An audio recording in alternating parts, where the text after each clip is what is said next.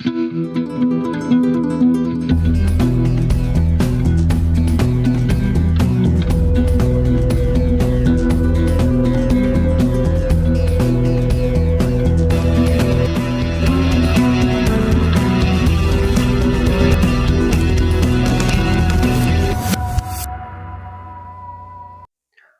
alaikum dear students, my name is Waqar Hassan and today we will discuss writer's block, a concept which restricts many students to generate ideas in their essay writing.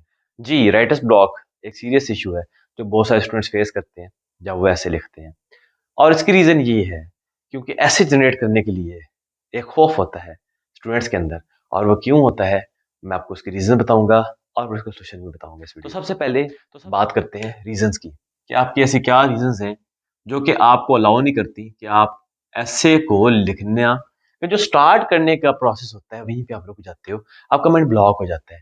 आप कहते हैं मैं गलत लिख रहा हूँ, आप कहते हैं मेरी स्पेलिंग मिस्टेक्स हैं, आप कहते हैं मेरी ग्रामेटिकल मिस्टेक्स हैं, आप कहते हैं कि एग्जामिनर देखेगा वो परेशान हो जाएगा और फिर वो मुझे परेशान करेगा। यस, ये बात सच है, लेकिन इसमें एक हकीकत है कि आपको पहले रीजन आइडेंटिफाई करनी होगी कि क्या आपकी जो सोच है वो क्यों जस्टिफाई करती है आपका डर या वो जस्टिफाई नहीं करती आपका डर। तो पहले रीजन आइडेंटिफाई करते हैं और रीजन में सबसे पहली होती है फेथ। आपका फेथ नहीं होता। बहुत सारे स्टूडेंट्स लैक करते हैं फेथ में कि वो जो लिख रहे हैं वो रेलिवेंट लिख रहे हैं या नहीं लिख रहे। एग्जाम्पल लेता हूँ मैं, पॉलिटिकल इंस्टेबिलिटी टॉपिक है आपका।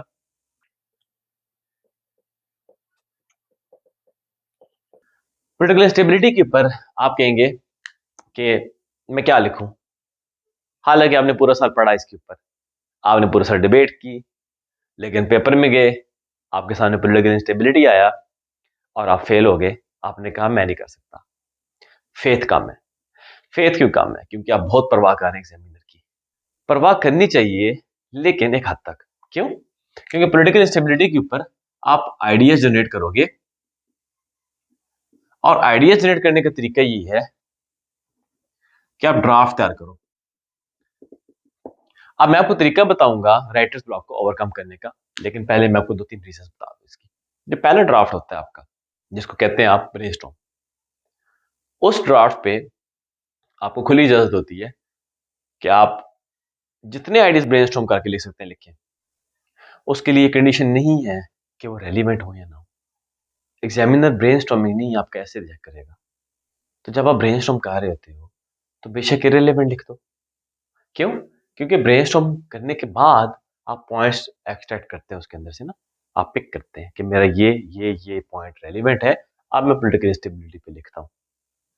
तो पहली चीज, ब्रेनस्टॉर्म करते वक्त आपको इस बात को सोचने की भी जरूरत नहीं है कि आप ठीक लिख रहे हो गलत लिख रहे हो। रीजन है इसकी, आपका माइंड कंप्यूटर की तरह काम करता है। आप उसे जो इनपुट देते हो वो आपको उसकी रेलिवेंट ही आउटपुट देगा। अगर आप पॉलिटिकल इंस्टेबिलिटी पे उसे इनपुट दोगे तो वो कम से कम बहुत दूर नहीं तो करीब करीब आपको रखेगा, क्योंकि ये एक आप पहले इनबिल्ट कैपेसिटी है ब्रेन की जिससे वो हट नहीं सकता। तो आप जनरेट करें ब्रेनस्टॉर्मिंग आइडियाज, आप 1 से लेके 20 से लेके 25 आइडियाज तक जनरेट करो। 25 आइडियाज आपने जनरेट कर लिए तो आपका जो पहला खौफ है कि वो ये चेक करेगा नहीं, इसलिए खौफ अपने ज़हन से निकाल दे। पहला ड्राफ्ट कोई चेक नहीं करेगा आपका वो। हाँ, आप इस ड्राफ्ट की मदद से जो फाइनल पॉइंट्स अपने उठाओगे ऐसे के लिए आइडियाज, वो आप रेलिवेंट उठाओ, क्योंकि आपके सामने पॉइंट्स आ गए हैं। अब इनमें से रेलिवेंट पॉइंट्स लिखो यहाँ पे जो कि आपके इस टॉपिक को हिट कर रहे हो, जो कि आपके एग्जामिनर के क्वेश्चन को हिट कर रहे हो, वो आपने यहां से उठा के यहां लाने और यहां से फिर वेरीफाई करने हैं कि मैं अब रेलिवेंट हूं या नहीं। तो पहली चीज जो आप फेस करते हो, आपके सामने ऐसे आते हैं, आप ब्लॉक हो जाते हो, आपका माइंड ब्लॉक हो जाता है, वो गलत है। आप पेपर के ऊपर जाएं, रफ वर्क में जितने पॉइंट्स आपके आ रहे हैं लिखें, क्योंकि वो कोई मैटर नहीं करेंगे। मैटर करेंगे कि उन पॉइंट्स में से जो पॉइंट्स उठाओगे क्या रेलिवेंट पॉइंट्स उठाओगे या रेलिवेंट उठाओगे। और जब पॉइंट्स पेपर पे उतारने का प्रोसेस होता है वो बिल्कुल डिफरेंट होता है। उसमें कोई रिस्ट्रिक्शन नहीं होती कि आप जितने मर्जी पॉइंट्स पेपर पे उतार लें। सिलेक्शन का पॉइंट्स पे जो सा है वो मैटर करता है कि आप सिलेक्ट कौन से पॉइंट्स करते हो, रेलिवेंट या इररेलेवेंट। तो पहली चीज जो आपका डर होता है कि आप जो पॉइंट्स लिख रहे हो पेपर पे वो गलत तो नहीं है, ये डर खत्म करें, क्योंकि मैटर ही नहीं करता। हाँ, आप उन पॉइंट्स जो आपने ब्रेनस्टॉर्म किए उनमें से अगर इररेलेवेंट पॉइंट उठा के अपने ऐसे में लिखना शुरू कर देते हैं, फिर वो मैटर करता है। तो फिर आपको यानी कि पहले स्टेप पे डरने की जरूरत नहीं है, दूसरे स्टेप पे डरने की जरूरत है। तो पहले स्टेप पे आप डरते हैं, रुक जाते हैं, और बहुत सारे बच्चे मुझे कहते हैं सर हमसे आइडियाज जनरेट नहीं हो रहे, कुछ लिखा नहीं जा रहा। रीजन क्या है? रीजन यही है उनका खौफ कि यार मैं जो ब्रेनस्टॉर्म कर रहा हूँ वो ठीक नहीं कर रहा, मैं जो ब्रेनस्टॉर्म कर रहा हूँ वो इररिलेवेंट कर रहा हूँ, मैं जो ब्रेनस्टॉर्म कर रहा हूँ गलत कर रहा हूँ। तो ये खौफ अपने ज़हन से निकाल दे, क्योंकि आपके ब्रेनस्टॉर्मिंग पे कोई आपका ऐसे के ऊपर असर नहीं होता। हाँ, असर वो होगा कि आप ब्रेनस्टॉर्मिंग के पॉइंट्स जो ले रहे हो वो कितने रेलिवेंट है आपके टॉपिक से।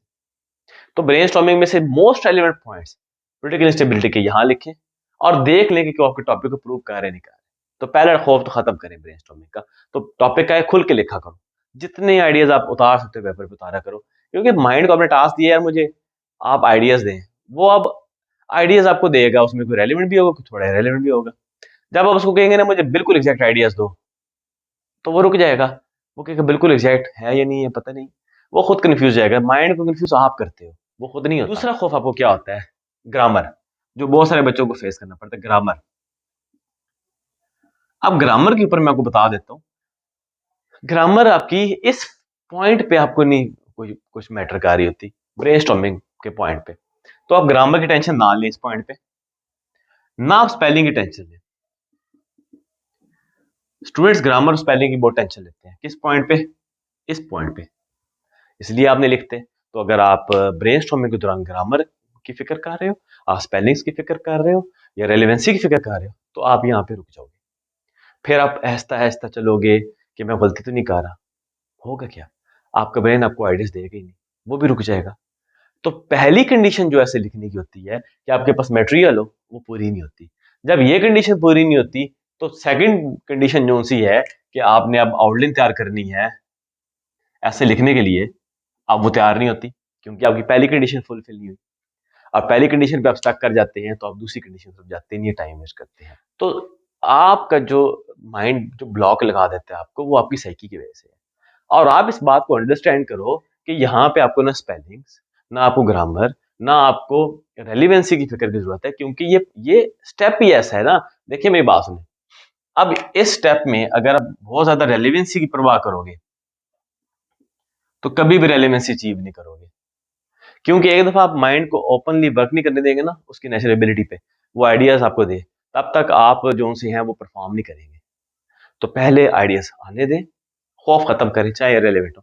अब आपने यहाँ पे 50 या चले 50 तो बहुत ज्यादा मैं कह रहा हूँ, आपके पास 40 आइडियाज हैं, उनमें से 20 भी रेलिवेंट है ना बहुत ज्यादा इस टॉपिक के, तो 20 आइडियाज काफी होते हैं एक ऐसे जनरेट करने के लिए। उसमें से आप कॉजेज भी निकाल सकते हैं, उसमें आप सोल्यूशन भी निकाल सकते हैं, वे फॉरवर्ड निकाल सकते हैं। बाकी 20 आप निगलेक्ट कर देना, यहीं पे इसी पार्ट में छोड़ दे, बाकी 20 को उठाएं, 20 जो रेलिवेंट है, फिर उनको यहाँ प्लान करें आउटलाइन में अपनी कि मैं ये 20 आइडियाज जो से हैं, क्योंकि ये मोस्ट रेलिवेंट है मेरे टॉपिक को प्रूव करने के लिए, इसलिए मैं इन 20 आइडियाज के ऊपर लेके चलूंगा अपने ऐसे, और चेक कर लें कि हाँ ये भी रेलिवेंट है, ये भी रेलिवेंट है, ये भी अगर इनमें से भी कोई रेलिवेंट लगता है उसे काट दें, उसे निकाल दें, इतना ना लिखें। तो यहाँ ये होती है रफ वर्किंग आपकी। अब रफ वर्किंग में अगर आपने ग्रामर, स्पेलिंग्स और रेलिवेंसी की केयर करनी है रफ वर्किंग में, तो फिर आपका ऐसे बिल्कुल जनरेट ही नहीं हो पाएगा।